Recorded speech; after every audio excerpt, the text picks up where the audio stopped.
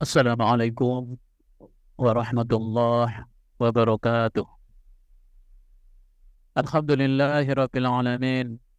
Alhamdulillahi bi ni'matihi tatimmus salihat wa bi fadlihi tanzilul barakat. Alhamdulillah alladzi arsala rasulahu bil huda wa dinil haqqi liyudhhirahu 'ala ad-dini kullih wa kafa billahi shahida.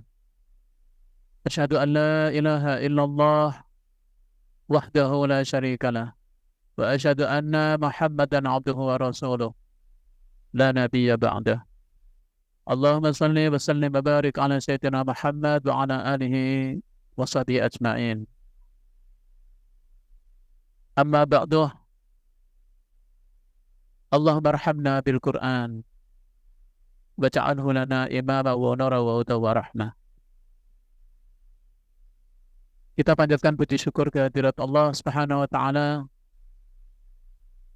karena atas izinnya pada pagi hari ini kembali kita dapat bersilaturahim, dapat menghadiri ta'lim, dan pagi hari ini kita akan melanjutkan kajian kita dengan tema tadabbur Al-Quran atau tadabbur ayat-ayat Al-Quran. Semoga majelis atau sarana pada pagi hari ini dapat menjadi wasilah kita dapat memperbaiki diri, meningkatkan kualitas iman dan ketakwaan kita kepada Allah, dan moga-moga apa yang akan kita simak ini moga-moga bermanfaat tentu bagi keluarga dan bagi masyarakat insya Allah. Salawat dan salam semoga senantiasa Allah curahkan pada Nabi kita Rasulullah Muhammad Sallallahu Alaihi Wasallam. Hadirin Bapak Ibu, khususnya para mahasiswa IPB yang berbahagia, insya Allah pagi hari ini kita masih akan mentadaburi surah Al-Fatihah yang minggu yang lalu belum selesai. Allah SWT telah menurunkan ayat-ayat yang mulia ini, dan semua ayat-ayat Allah ini adalah menjadi petunjuk, menjadi tuntunan bagi kehidupan umat Islam. Al-Quran adalah rahmat, Al-Quran adalah sumber ilmu, Al-Quran juga sumber keberkahan. Allah SWT menurunkan surah yang pendek, namun surah ini menjadi sangat luar biasa. Dan surah yang sering kita kenal adalah surah Al-Fatihah. Nah, surah Al-Fatihah ini setidaknya adalah surah yang paling akrab dan paling sering dibaca dan diucapkan oleh orang-orang yang beriman. Minimal nih, ya, 17 kali kan dalam sehari semalam. Dan saya pasti lebih dari itu. Karena ada yang menunaikan sholat sunnah, dan ada yang menunaikan dan melakukan kajian yang selalu sering mengawalinya dengan bacaan surah Al-Fatihah. Mungkin semakin sering. Karena itu, dengan ditetapkannya dan diwajibkannya bagi orang yang sholat untuk membaca Al-Quran, karena la sholata liman lam yaqra' bi fatihatil kitab. Ya. Tidak sah sholat seseorang kalau dia tidak membaca surah Al-Fatihah atau bi fatihatil kitab, artinya surah Al-Fatihah. Jadi tentu surah ini begitu luar biasa. Karena itu menjadi sangat penting dalam pandangan saya pribadi untuk setidaknya memahami dan mentadaburi dengan sungguh-sungguh surah Al-Fatihah ini. Karena begitu luar biasa kandungan di dalamnya. Pada minggu yang lalu telah kita bahas bahwa surah Al-Fatihah ini diawali dengan kalimat yang sangat indah. Bismillahirrahmanirrahim. Dengan menyebut asma Allah, dengan bersandar kepada Allah, dengan hanya bermunajat kepada Allah, dengan hanya memohon perlindungan Allah SWT yang Maha Rahman dan Rahim. Sebuah ucapan yang begitu indah, bahwa setiap muslim itu selalu terhubung dengan Tuhannya. Bahkan tidak hanya begitu, Allah juga menyebutkan sifatnya. Allah menyebutkan sifatnya yaitu Ar-Rahman dan Ar-Rahim. Ini luar biasa. Allah menyebutkan sifatnya kepada kita. Sifat Allah itu adalah maha pemurah, maha pengasih, dan maha penyayang. Dan sifat maha pengasih, maha penyayang sudah kita bahas adalah sifat yang mencakup seluruh sifat-sifat Allah yang tercakup dalam nama Asma'ul Husna. Karena Ar-Rahman Ar-Rahim itulah yang menjadi landasan, yang menjadi sumber Allah Subhanahu wa Ta'ala menciptakan segala yang ada di bumi ini, menciptakan manusia dengan seluruh keperluannya, menciptakan alam dengan hukum-hukumnya yang begini indah, ya. Menciptakan alam dengan udara, menciptakan air untuk kehidupan. Itu karena sifat kasih sayang Allah Subhanahu wa Ta'ala. Sifat kasih sayang Allah meliputi seluruh kehidupan kita. Inilah yang harus kita hayati, terus sekalian. Ya. Karena itu, kita mengawali sesuatu dengan Bismillah. Bahkan kalau seseorang melakukan kebaikan, ya, ada sebuah hadis tidak harus lengkap dengan Bismillahirrahmanirrahim. Bismillah. Ya. Makanya kalau kita mau menyembelih hewan korban itu kan tidak Bismillahirrahmanirrahim, tapi Bismillah, Allahu Akbar. Kalimat Bismillah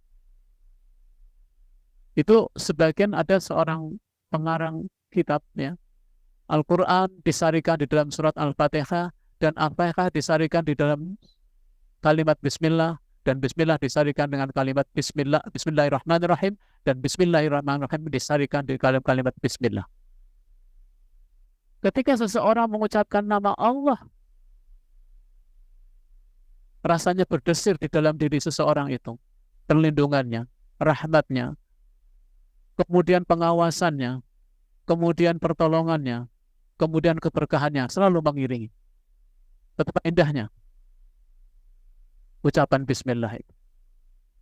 Karena itu jamaah rahimakumullah, barangkali inilah rahasia yang Allah tempatkan di dalam kalimat Bismillah ini yang demikian luar biasa. Karena itu ada sebuah hadis, setiap amalan baik yang tidak diawali dengan Bismillahirrahmanirrahim atau Bismillah, bahwa aqta'u, maka akan terputus dari rahmat Allah Subhanahu wa Ta'ala. Inilah kalimat yang begitu indah. Moga-moga ketika kita mengucapkan Bismillahirrahmanirrahim atau Bismillah setiap awal pekerjaan kita, sesungguhnya kita telah menyatakan bahwa Allah itu hadir pada setiap kehidupan kita. Tidak hanya hadir Allah itu tidak hanya hadir, tapi Dia membersamainya kita. Tidak hanya membersamai, karena selalu ada Tuhan bersama kita. Allah akan terus membersamai. Tapi bagi orang-orang yang beriman, Allah tidak hanya membersamai kita, tapi Allah juga memberikan pelindungan kepada kita. Para mahasiswa jauh-jauh ke sini tentunya adalah niatnya untuk mencari ilmu. Karena itu akan sangat baik setiap tahapan dan aktivitas pekerjaan mencari ilmu itu kita menyebut asma Allah. Moga-moga kasih sayang Allah Subhanahu wa Ta'ala akan senantiasa terkucur pada setiap aktivitas keilmuan yang kita lakukan. Mulai dari membaca, mulai dari menulis, mulai dari melakukan aktivitas meneliti, kemudian juga mengajar, dan semuanya sangat indah ketika kita bacakan basmalah, bismillah, dan kita hayati makna itu. Hadirin, kemudian ayat kedua, alhamdulillahirabbil alamin. Sesudah memulai dengan menyebut asma Allah yang maha pengasih dan maha penyayang, kita juga menyampaikan bahwa segala puji hanya milik Allah. Ini menunjukkan bahwa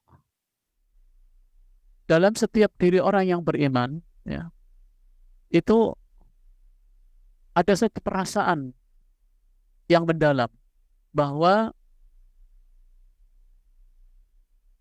begitu luasnya kasih sayang Allah Subhanahu wa taala kepada kita yang sudah kita nikmati itu, dan itu kita buktikan ketika kita membaca surat Ar-Rahman ya. Namanya juga surat Ar-Rahman ya. Di dalam surat Ar-Rahman itu kan Allah Subhanahu wa taala mengulangi beberapa kali satu kalimat bahwa betapa banyak nikmat Allah yang telah kita terima. Wa bi ayyi ala'i rabbikuma tukadziban. Maka nikmat Tuhanmu yang manakah yang kamu dustakan? Ini menunjukkan bahwa setiap muslim menyadari dari sejak awal keberadaannya sampai detik ini adalah betul-betul karena rahmat dan karena izin Allah. Sehingga bagi seorang muslim itu kalimat yang selalu diucapkan adalah Alhamdulillah. Makanya ada sebuah perintah, ada sebuah hadis yang memerintahkan kepada kita, hendaknya kita ini selalu mengucapkan Alhamdulillah pada setiap kondisi. Ya, ala kulli halin wa bi kulli halin Alhamdulillah. Pada setiap kondisi jangan lupa ucapkan Alhamdulillah. Itulah wujud dari perasaan yang dalam dari seorang yang beriman akan karunia Allah, akan nikmat Allah, akan limpahan kasih sayang yang demikian luar biasa sejak awal kehidupan ya, sejak kita ini dilahirkan, sejak kita ini ada di perut ibu kita sampai dengan detik ini. Sungguh luar biasa kasih sayang Allah Subhanahu wa taala kepada kita, apalagi yang ada di alam ini ya, begitu luar biasa, begitu tidak terhitung nikmat Allah. Karena itu kita tidak akan mungkin mampu untuk menghitungnya. Wa in ta'uddu nikmatallahi la tuhsuha. Kalau kamu ingin menghitung nikmat Allah la tuhsuha, kamu tidak akan mampu untuk menghitungnya. Saya pernah dalam sebuah pengajian, saya katakan kepada ibu-ibu, kalau saya ingin tanya kepada ibu, mau nggak mata ibu ya saya beli misalnya 1 miliar tapi saya cokel gitu hari ini, saya ambil dari mata itu ya. Oh nggak mau, saya naikin dah 1,5 miliar, nggak mau. Kita betul mahal, menyadari kan begitu mahalnya mata, telinga yang luar biasa. Belum kalau kita merenungi terhadap apa yang ada di alam semesta ini. Saya kadang-kadang sebagai seorang pertanian melihat buah durian misalnya.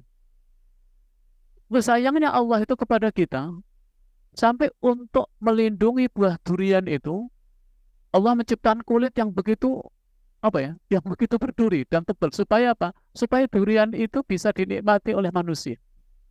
Dilindungi itu dengan kulitnya kan, supaya kita. Begitu sayangnya Allah itu kepada kita. Padi misalnya, itu ada kulitnya. Kalau nggak ada kulitnya, tidak bisa kita memanennya, nggak bisa kita menikmati. Banyak sekali hadirin, apalagi seorang intelektual akan semakin begitu melihat sekelilingnya begitu banyak nikmatnya, sehingga yang terucap adalah pasti Alhamdulillah. Itu sudah seperti refleks otomatis. Nah sekarang kita naikkan bahwa ucapan Alhamdulillah itu adalah sebetulnya bentuk dari wujud bagian dari keyakinan akidah seorang muslim. Karena ucapan Alhamdulillah sekali lagi adalah menunjukkan kesadaran bahwa dialah Allah seakan-akan begitu dan tiada Tuhan selain Dia ya. Maka baginya lah segala pujian di dunia dan pujian di akhirat. Tidak hanya pujian di dunia, tapi terlebih segala puji milik Allah di dunia maupun di akhir. Jadi itulah hadirin, ayat kedua ini sungguh luar biasa. Bahkan ada seorang sahabat ketika dia mendapatkan musibah, biasanya kita mengucapkan innalillah ya, tapi dia mengucapkan alhamdulillah. Loh, dapat musibah kok ucapan alhamdulillah? Ditanya kenapa mengucapkan alhamdulillah? Apa jawabannya? Luar biasa. Iya, saya dapat musibah hari ini, saya mengucapkan alhamdulillah. Kenapa? Karena Allah berkehendak, mungkin bisa memberikan musibah yang lebih besar lagi. Paham maksudnya ya? Hari ini kita kecurian misalnya, mungkin kita menyesal, ya, kita sedih. Ya. Tapi ingat, kalau Allah berkehendak, mungkin bisa memberikan yang lebih besar lagi dari itu. Sehingga para ulama justru ketika mendapatkan musibah, dia masih bisa mengucapkan alhamdulillah. Saya juga pernah dinasihati seperti itu oleh salah seorang sahabat saya. Saya pernah kehilangan, ya, dia mengatakan, ya kita tetap harus bersyukur kepada Allah. Ya. Karena apa? Ya itu baru kehilangan itu. Karena bisa aja kalau Allah berkehendak, kehilangan yang lebih besar lagi. Kehilangan jiwa. Ya. Nah ini adalah bagaimana ucapan alhamdulillah itu begitu sangat dalam. Ada sebuah hadis ini yang diriwayatkan oleh Ibnu Majah, hadis ini hadis sahih, ya. Rasulullah sallallahu alaihi wasallam bersabda, "Ya Rabb, lakal hamdu kama yanbaghi li jalali wajhika wa 'azimi sultanik." Fa'adallatil malakaini falam yadriya kaifa yaktubaniha. Fasa'ida ila Allah faqala, "Ya Rabbana, inna 'abdan qad qala maqalatan la nadri kaifa taktubuha." Qala Allah wa huwa 'alamu bima qala. Wa man ladzi qala 'abdi qala ya Rabb innahu qala lakal hamdu ya Rabb kama yanbaghi li jalali wajhika wa 'azimi sultanik. Bahwasanya salah seorang hamba di antara hamba-hamba Allah mengucapkan, ya Rabbi lakal hamdu kama yanbaghi li jalali wajhika wa 'azimi sultanik. Yang artinya, ya Tuhanku, kepunyaanmu lah segala puji sebagaimana yang layak bagi keluhuranmu dan keagunganmu serta kekuasaan. Maka ucapan ini menjadikan kedua malaikat bingung, sehingga mereka tidak tahu bagaimana yang harus mereka tulis. Maka naiklah kedua malaikat itu kepada Allah dan berkata, ya Tuhan kami, sesungguhnya seorang hamba telah mengucapkan suatu perkataan yang kami tidak tahu bagaimana kami harus menulis pahalanya.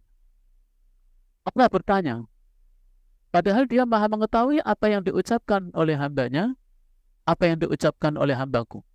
Mereka menjawab, ya Tuhan kami, sesungguhnya dia mengucapkan lakal hamdu ya Rabbi kama yanbaghi li jalali wajhika wa 'azimi sultanik. Kemudian Allah berfirman kepada para malaikat, tulislah sebagaimana yang diucapkan hambaku itu hingga dia bertemu aku, maka aku yang akan membalas. Jadi ini luar biasa hadirin, ucapan alhamdulillah. Makanya ini sering menjadi menjadi ucapan ketika kita awal berdoa, ya. Ya. Ketika kita berdoa, sering ini menjadi salah satu pengantar dalam kita berdoa, karena salah satu adab dalam berdoa adalah memuji Allah Subhanahu wa taala, ya. Apalagi ditambah dengan pujian ini, ya. Lakal hamdu kama yanbaghi li jalali wajhika wa 'azimi sultanik. Yang intinya adalah mengungkapkan pujian yang yang tinggi kepada Allah Subhanahu wa taala, karena semua terjadi karena kekuasaannya, ya, karena keluhurannya, ya. Nah, karena itu ikhwatul para hadirin, Bapak Ibu rahimakumullah, sekarang kita makin memahami bahwa begitu dalam makna dari alhamdulillah. Karena sesungguhnya makna alhamdulillah ini, makna yang paling penting adalah wujud dari tauhid, ya, dari keimanan seorang kepada Allah Subhanahu wa taala. Kemudian alhamdulillah Ni Rabbil alamin. Segala puji bagi Allah yang telah menciptakan alam atau alam semesta ini. Jadi ini juga wujud dari tauhid rububiyah yang menyadari bahwa Allah lah yang menciptakan kehidupan ini. Allah yang menciptakan alam semesta ini. Dan Allah tidak hanya menciptakan, tapi Allah juga merawat. Allah memeliharanya. Allah mengawasinya.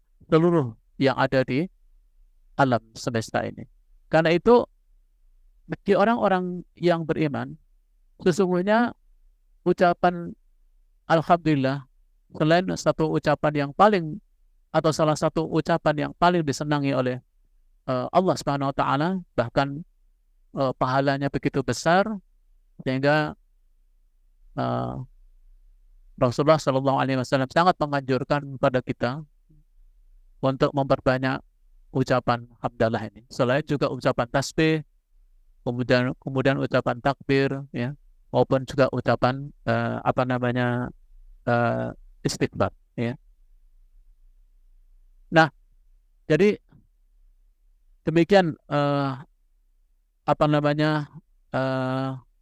luar biasanya, ya, makna yang terkandung di dalam kalimat Bismillah, kemudian Alhamdulillahirabbil alamin. Jadi Alhamdulillah ini adalah ketika seorang mengucapkan hamdalah itu sesungguhnya mengikrarkan dirinya bahwa tidak ada yang aku sembah melainkan Engkau, ya Allah, ya. Tidak ada yang aku puji melainkan Engkau, ya. Tidak ada pencipta melainkan Engkau lah sebagai penciptanya, sehingga Engkau lah yang layak untuk mendapatkan pujian. Nah, jamaah rahimakumullah, kemudian pada ayat berikutnya surah Al-Fatihah itu adalah yaitu Ar-Rahman Ar-Rahim. Ar-Rahman Ar-Rahim ini penegasan, ya, dari kalimat Bismillahirrahmanirrahim yang ditegaskan kembali pada ayat yang ketiga, bahwa Allah selain pencipta alam semesta ini adalah Allah adalah Ar-Rahman Ar-Rahim, ya. Dan sifat ini tadi meliputi semua rahmat, ya, semua kasih sayang, ya, yang telah Allah anugerahkan kepada alam semesta ini, ya. Kalimat Ar-Rahman Ar-Rahim itu juga mengandung nilai akidah yang sangat tinggi, ya. Karena seseorang yang telah mengakui bahwa Allah Subhanahu wa Ta'ala itu adalah Ar-Rahman Ar-Rahim, itu menegaskan kembali bahwa Tuhan pencipta alam semesta ini adalah Tuhan yang Maha Rahman dan Rahim, yang menciptakan semua yang ada ini karena kasih sayang, dan semua yang ada ini adalah terjadi karena kasih sayangnya, ya, seperti yang tadi telah kita bahas sebelumnya.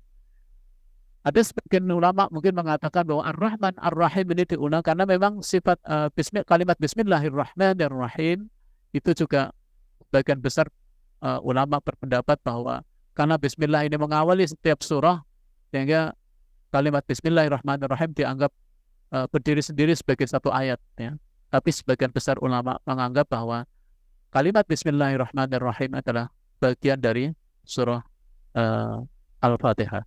Dan penegasan Ar-Rahman Ar-Rahim ini untuk menegaskan bahwa sifat Ar-Rahman Ar-Rahim ini sifat yang meliputi dan mencakup seluruh asma-asma Allah yang lain. Allah itu adalah Al-Malikul Qudus, Allah itu Ar-Razzaq, Allah itu Al-Hakim. Itulah yang sifat-sifat yang dalam Asmaul Husna, ya. Itu tercakup dalam sifat Ar-Rahman Ar-Rahim. Kemudian pada ayat yang keempat, ini yang luar biasa. Dalam surat Al-Fatihah ayat keempat ini ada ayat pendek tapi makna sangat dalam. Maliki Yaumiddin. Allah yang menguasai hari pembalasan, ya. Maliki Yaumiddin ini diraja yang hanya Allah yang menguasai hari pembalasan, ya. Ayat ini juga menggambarkan menggambarkan keyakinan yang sangat mendalam ya bagi orang yang beriman. Karena Maliki Yaumiddin berarti orang itu telah beriman akan adanya hari akhir. Dan keimanan kepada hari akhir, percaya kepada hari kiamat, merupakan salah satu dari rukun uh, akidah pokok dari agama Allah, dari Islam itu. Karena itu hadirin jamaah rahimakumullah, seseorang atau keyakinan kepada hari akhir inilah yang akan membedakan antara orang yang beriman dan orang yang tidak beriman. Karena keyakinan akan datangnya hari akhir itu akan menentukan karakter, sifat, dan perilaku dalam kehidupan seseorang. Seseorang yang meyakini datangnya hari akhir, adanya kehidupan dari akhir, kemudian di hari akhir akan ada kehidupan dan ada hari pembalasan, kemudian adanya keadilan yang sebenarnya, tentu akan berdampak kepada perilaku kehidupan seseorang itu ketika di dunia. Dan ini akan sangat berbeda dengan mereka yang tidak percaya kepada kehidupan hari akhir. Ya. Mereka tidak merasa harus bertanggung jawab terhadap apa yang mereka kerjakan. Artinya keimanan kepada hari akhir ini pula sesungguhnya yang menjadi penentu kebaikan seseorang, sampai dalam beberapa kisah ya, atau beberapa kitab menyebutkan ya. Jadi bagaimana dampak dari keimanan kepada hari akhir itu sangat menentukan sikap, perilaku, dan dan karakter seseorang. Makanya ada sebuah hadis kan, "Man kana yu'minu billahi wal yaumil akhir falyakul khairan aw liyasmut." Barang siapa yang beriman kepada Allah dan hari akhir, falyakul khairan, maka hendaknya dia mengucapkan yang baik. Kalau tidak mampu mengucapkan yang baik, maka hendaknya diam. Ini artinya bahwa Rasulullah SAW menegaskan, kalau kalian percaya kepada hari akhir, yakinlah bahwa setiap yang kita lakukan akan dimintai pertanggungjawaban sampai pada ucapan. Karena itu, kalau kamu beriman kepada Allah dan hari akhir, hendaknya laksanakan yang baik, kerjakan yang baik, sampai ucapkan kalimat yang baik. Kalau tidak mampu, sebaiknya diam, karena akan dimintai pertanggungjawaban. Hadis itu juga dilanjutkan dengan fal yukrim dhaifah atau fal yukrim jaroh. Kalau kamu beriman kepada hari akhir, beriman pada Allah dan hari akhir, hendaknya kamu memuliakan tamu, hendaknya kamu memuliakan tetangga. Ini kan luar biasa, bahwa kepercayaan kepada hari kiamat, hari akhir, itu akan berpengaruh pada hubungan sosial seseorang. Dia akan bersemangat di dalam memuliakan orang, termasuk berbuat baik kepada orang lain, termasuk berbuat kepada tetangga. Kenapa? Karena sesungguhnya apa yang kalian lakukan itu akan dibalas oleh Allah Subhanahu wa Ta'ala. Ya. Sehingga kalimat Maliki Yaumiddin itu bukan justru membuat kita takut gitu, tapi justru membuat orang yang beriman semakin bersemangat dan meningkatkan kualitas dalam kehidupannya. Ya. Jadi bukan malah takut, tapi justru malah menambah semangat. Jadi di sini hadirin Bapak Ibu sekalian, bahwa iman kepada Allah, termasuk khususnya iman kepada datangnya hari akhir, bahwa Allah akan menguasai dan akan memberikan balasan nanti di yaumil akhir, seharusnya memotivasi seseorang untuk semakin banyak menghadirkan kebaikan, memberikan kemanfaatan. Walaupun Rasulullah hanya memberikan contoh, hendaknya kamu menghormati tamu, menghormati tetangga, atau mengucapkan ucapan yang baik. Kenapa? Karena memang seharusnya beriman kepada hari akhir, mendorong untuk seseorang semakin melakukan kegiatan dan aktivitas kebaikan yang semakin banyak. Kenapa? Karena tidak ada satupun perbuatan baik yang kalian lakukan itu melainkan oleh Allah SWT akan dibalas. Kalimat ini saja sudah membuat kita ini tenang sebagai seorang yang beriman. Orang beriman itu tenang. Kenapa? Karena memang tidak ada satupun kebaikan yang tidak diberikan oleh Allah balasan. Sekecil apapun itu, diketahui orang lain atau tidak.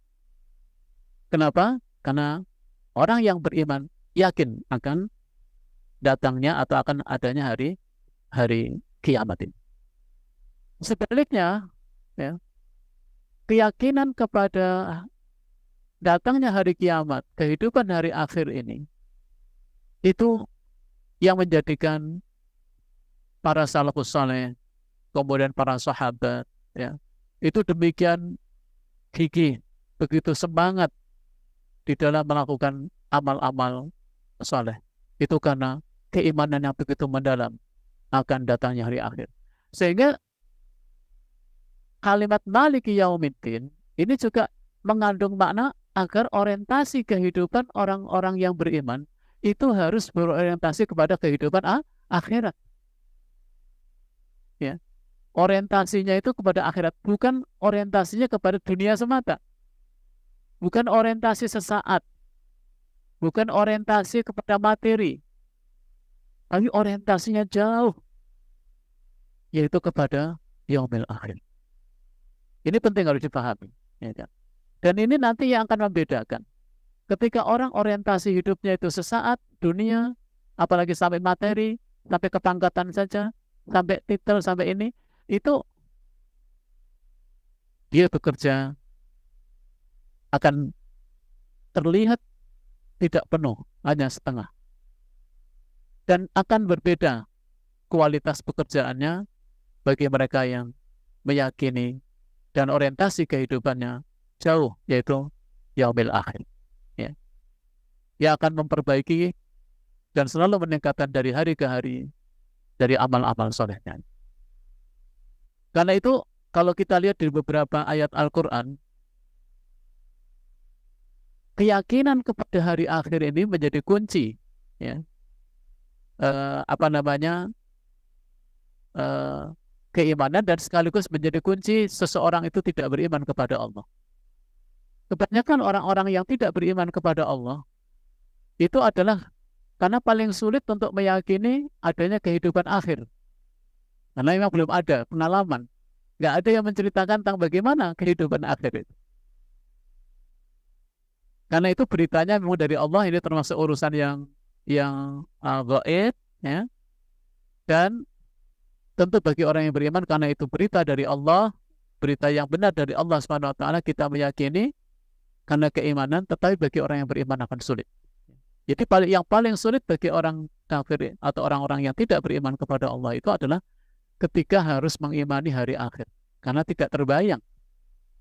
Tapi saya pernah waktu itu, ya, ada seorang profesor waktu itu, saya masih kuliah di Jerman, dia ngetes saya mungkin, "Nip, kamu percaya nggak ada kehidupan setelah kehidupan dunia ini?" "Oh, saya percaya, Prof. Ada kehidupan setelah kehidupan dunia ini." Pertama, karena agama saya mengajarkan bahwa keimanan atau percaya kepada kehidupan akhir itu menjadi salah satu rukun iman. Tetapi secara logika saya bisa memahami bahwa saya yakin bahwa kehidupan akhir itu adalah suatu kehidupan di mana akan ditegakkan keadilan yang sebenar-benarnya. Tuhan akan memberikan balasan yang adil. Sementara kehidupan dunia ini nggak selalu ada keadilan. Ada yang salah dihukumi benar, ya, sehingga dia bebas.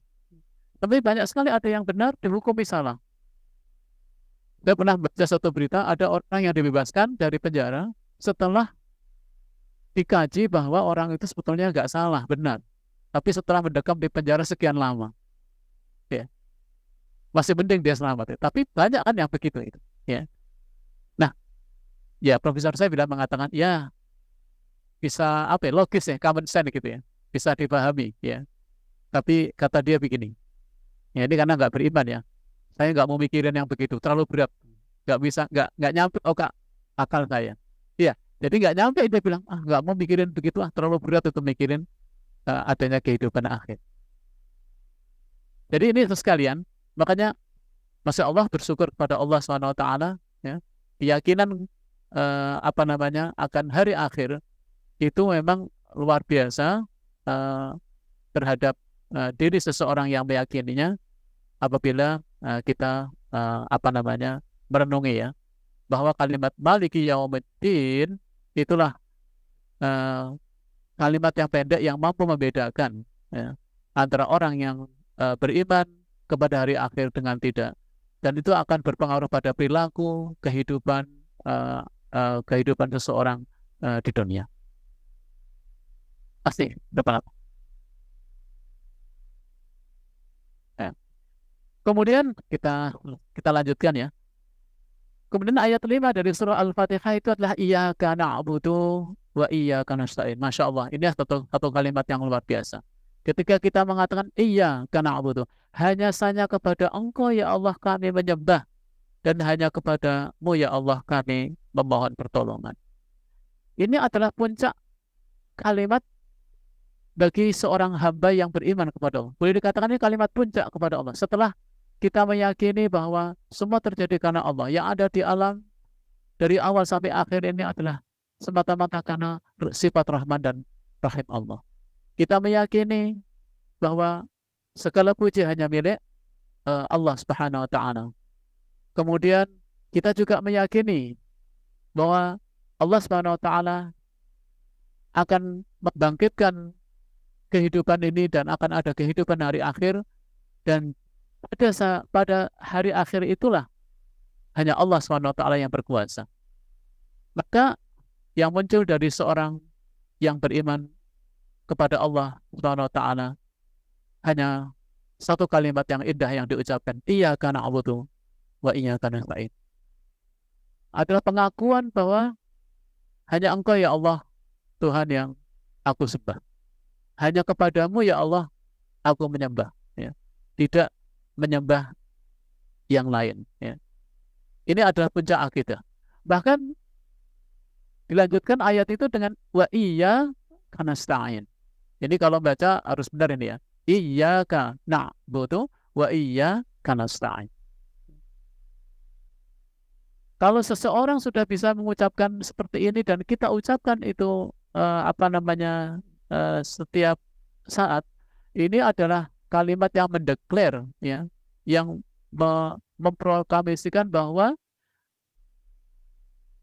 kalimat syahadat kita ada di sini. Kalimat ini seakan-akan mulai hari ini dan seterusnya ya Allah kami bersaksi hanya kepadamu kami menyembah. Saya berjanji, seakan-akan kalimat ini berbunyi, saya berjanji mulai hari ini dan seterusnya hanya akan menyembahmu ya Allah. Saya juga bersumpah mulai hari ini dan seterusnya hanya akan menyembah. Makanya na'budu ini kalau nggak salah adalah dia, dulu saya belajar nahwu sharaf itu, dia termasuk fi'il mudhari'. Kalau fi'il mudhari' itu kan present and future time. Jadi kalau saya mengatakan saya menyembah itu mulai hari ini dan seterusnya. Jangan sampai menyembahnya hari ini terus besok nggak nyembah atau nggak serius gitu nyembahnya. Demikian juga kita mengatakan bahwa iyyaka nasta'in, hanya kepadamu ya Allah kami mohon pertolongan. Itu juga penegasan, ya, bahwa saya hanya berserah diri dan hanya memohon pertolongan kepadamu, ya. Kalimat ini juga mengandung nilai akidah yang tinggi bahwa seorang mukmin yang mengatakan ini itu menyadari bahwa Allah Subhanahu wa Ta'ala adalah sumber kekuatan. Kekuatan yang sangat tinggi. Seorang yang sudah mengatakan iyyaka na'budu wa iyyaka nasta'in karena dia hanya bersandar kepada kekuatan yang maha tinggi. Makanya dia hanya menyembah kepada Allah Subhanahu wa Ta'ala. Kemudian kalimat iyyaka na'budu wa iyyaka nasta'in itu juga kita menyatakan dalam diri bahwa saya berjanji hanya mengikuti apa yang engkau perintahkan dan siap untuk mengikuti apa saja yang engkau larang. Jadi wa ma khalaqtul jinna wal insa illa liya'budun. Tidaklah aku ciptakan jin dan manusia kecuali untuk beribadah pada Allah. Kalimat iyyaka na'budu itu seakan-akan menjawab bahwa kita ini hadir untuk membuktikan kehambaan kita ini kepada Allah. Bahwa kita ini hamba Allah. Nah, itu ya. Kita bukan hamba materi. Bukan hamba yang lain. Kita ini adalah hambanya. Nah, hidup ini saudara adalah sarana untuk membuktikan bahwa kita ini adalah hamba Allah. Ayo, kita buktikan sekarang. Nah, kalimat pembuktiannya itu kita ucapkan setiap saat dengan kalimat iyyaka na'budu wa iyyaka nasta'in. Jadi Anda membuktikan ini dengan kalimat ini, ya Allah, saya hanya kepadamu menyembah. Dan hanya kepadamu pula kami mohon pertolongan. Nah, nasta'in ini setelah kita beribadah kepada Allah, karena biasanya kan seseorang menyembah itu kan ada sesuatu yang diinginkan. Makanya orang yang tidak beriman biasanya akan bersandar untuk untuk memperoleh pertolongan itu kadang-kadang kepada yang lain. Tapi seseorang yang telah menyembah hanya kepada Allah Subhanahu wa taala, tentu dengan meyakini sifat-sifat Allah Subhanahu wa taala, ya, makanya dia hanya meminta kepadanya, tidak kepada yang lain. Hanya minta kepada Allah Subhanahu wa taala. Ya, ini harus pelan-pelan ya kita memahaminya, karena memang tidak bisa dipungkiri ya bahwa menanamkan akidah itu berproses, sehingga tidak sedikit saudara-saudara kita kaum muslimin yang masih ada ada keyakinan ataupun juga kepercayaan walaupun itu sedikit misalnya di dalam dirinya, bahwa seakan-akan ada kekuatan-kekuatan lain ya, walaupun itu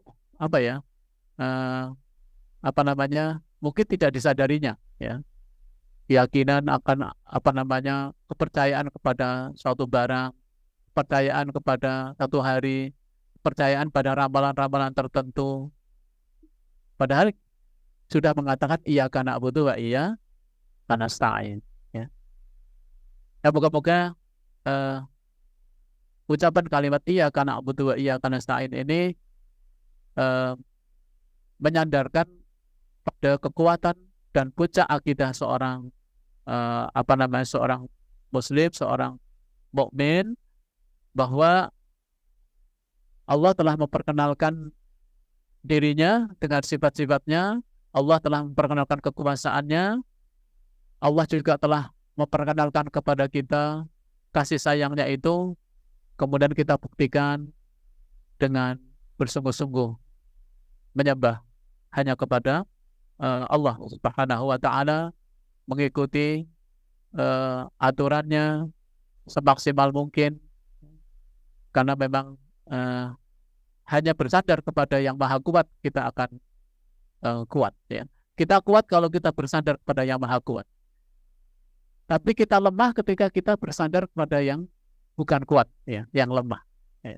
Itulah makna iyyaka na'budu wa iyyaka nasta'in ya.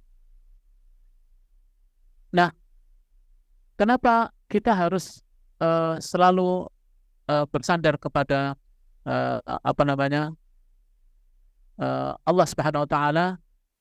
Karena kalimat ini, kalimat iyyaka na'budu wa iyyaka nasta'in itu seakan kalimat yang menghubungkan antara seorang hamba dengan Tuhannya. Makanya kan sebutannya iyyaka, ka itu kan kepada Allah, ya kan? Tapi kita menyebut Allah saja ka, kepadamu ya Allah. Karena pada saat ucapan itu diucapkan oleh seorang mukmin, itulah hubungan yang paling dekat kita dengan Allah Subhanahu wa taala. Dekat sekali. Ya. Seakan-akan kita bicara, komunikasi.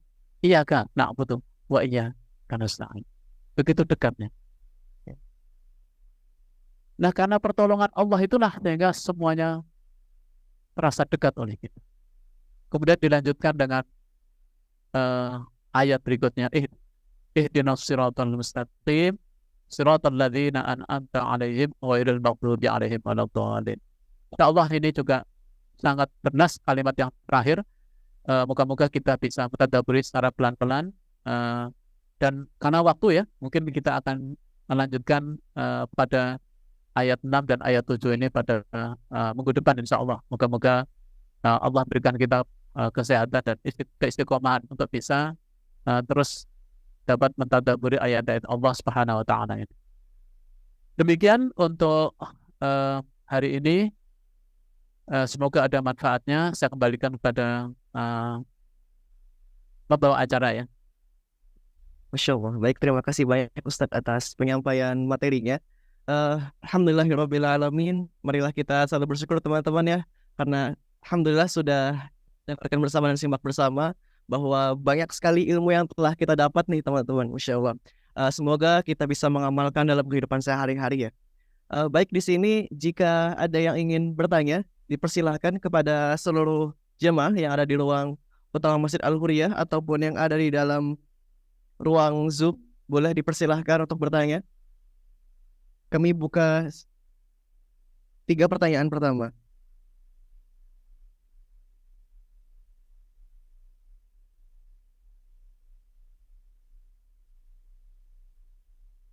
Oke, sepertinya belum ada yang bertanya ya.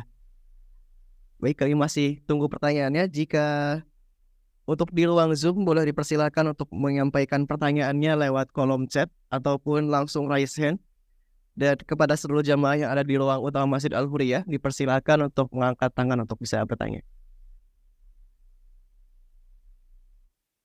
Ada tuh di Zoom.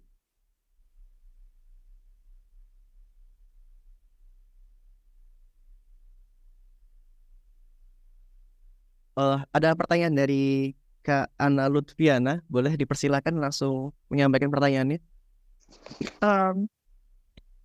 Terima kasih atas kesempatannya. Waalaikumsalam warahmatullahi wabarakatuh. Izin bertanya, Prof. Sebelumnya nama saya Ana dari FEM. Saya ingin bertanya, kadang itu kita kalau dalam ibadah itu, saya sendiri kadang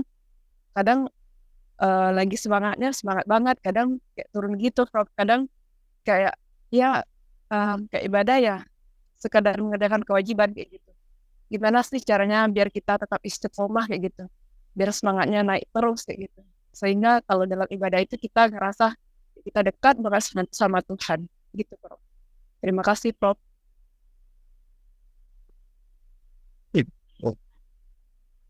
Saya tidak menangkap seluruh pertanyaan, tapi di akhir pertanyaan saya mencoba untuk bisa memahami bagaimana dapat beribadah dengan istiqomah ya, dengan lebih dekat.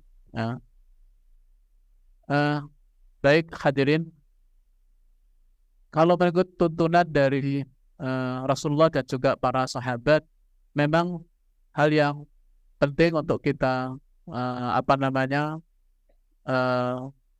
pahami agar kita dapat meresapi, dapat meningkatkan, bahkan dapat meningkatkan kualitas ibadah kita sehingga terasa lebih dekat dengan Allah Subhanahu wa taala. Itu adalah tidak bisa tidak kita berusaha untuk bisa memahami apa ibadah yang akan kita lakukan, tujuan dari ibadah itu ya. Kemudian yang kedua, penting juga untuk memahami makna ya dari mentadabburi ayat-ayat Allah. Terutama sangat penting bagi kita untuk memahami dan juga mentadabburi ayat-ayat yang penting ya. Makanya di sini kita juga mentadabburi ayat surah Al-Fatihah ini. Mungkin bisa lebih dari itu kita tingkatkan ya. Itu akan sangat membantu ya untuk dapat merasakan, meningkatkan dan menghayati dari setiap amal ibadah kita.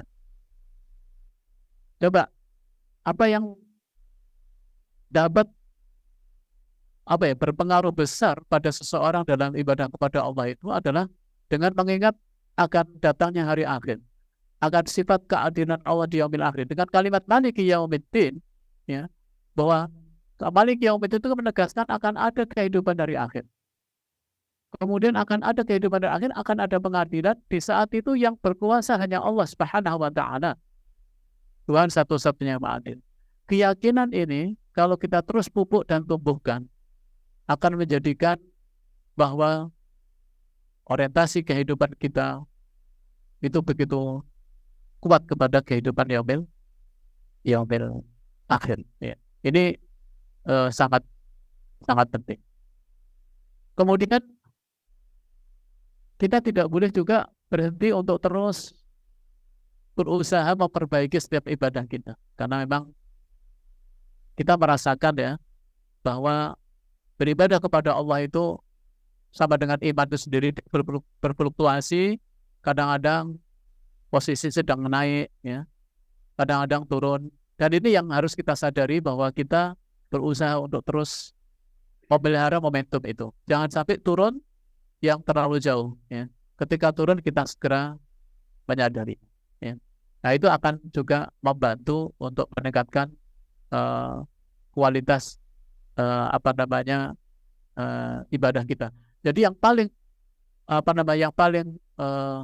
banyak membantu kalau dari pengalaman para ulama salaf, ya, sahabat, itu adalah yaitu keyakinan akan datangnya hari akhir, akan keadilan Allah di yaumil akhir, akan sifat kasih sayang Allah di dunia maupun di yaumil akhir nanti, bahwa kita semua mengharapkan pertolongan Allah. Itulah yang akan mendorong seseorang untuk meningkatkan kualitas ibadah sehari-hari kita. Kemudian ada sebuah hadis memang, bahwa salah satu yang paling berat kepada kehidupan akhir nanti adalah sifat khusyuk. Jadi khusyuk itu lama-lama akan tercabut, sehingga kita juga akan sulit memang untuk mencapai kualitas khusyuk itu kalau tidak kita rawat, kalau kita upayakan. Memang ini sudah disinyalir oleh Rasulullah bahwa salah satu yang akan mulai hilang dari diri kita itu adalah sifat khusyuk ini.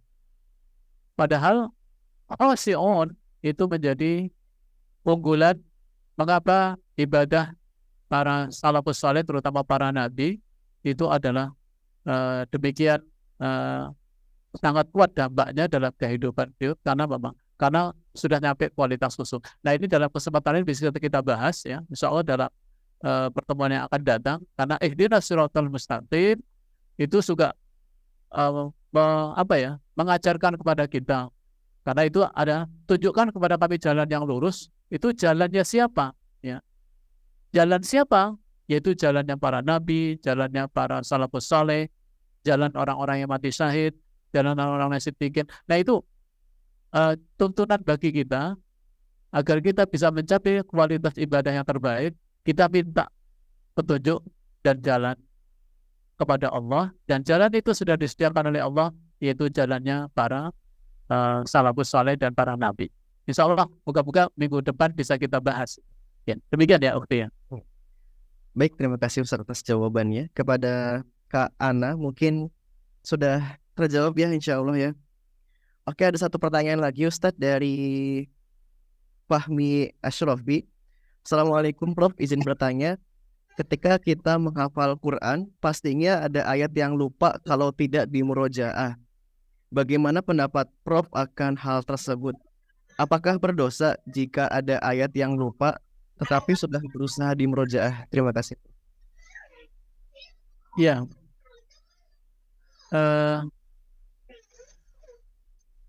setiap kebaikan yang kita lakukan itu insya Allah mendapatkan balasan dari Allah. Ya. Apa itu? Ya, kita membaca Al-Quran adalah kebaikan karena Allah.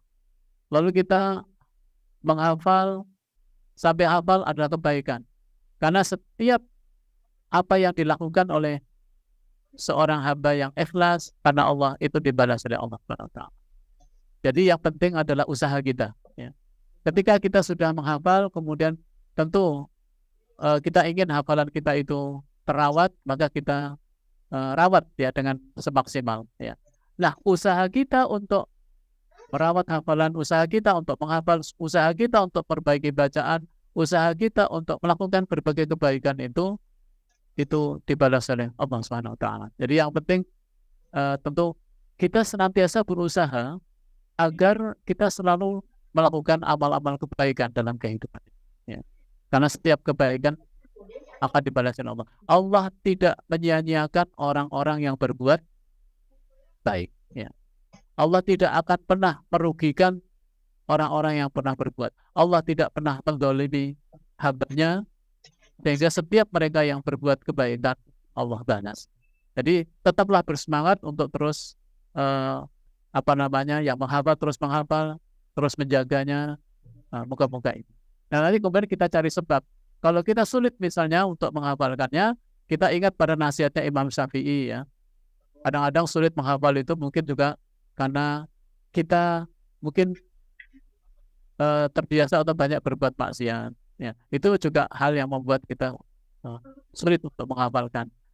Ada banyak sebab-sebab yang lain dan itu biasanya diceritakan dan dikisahkan oleh para salafus saleh. Moga-moga dalam kesempatan lain bisa kita bahas. Demikian.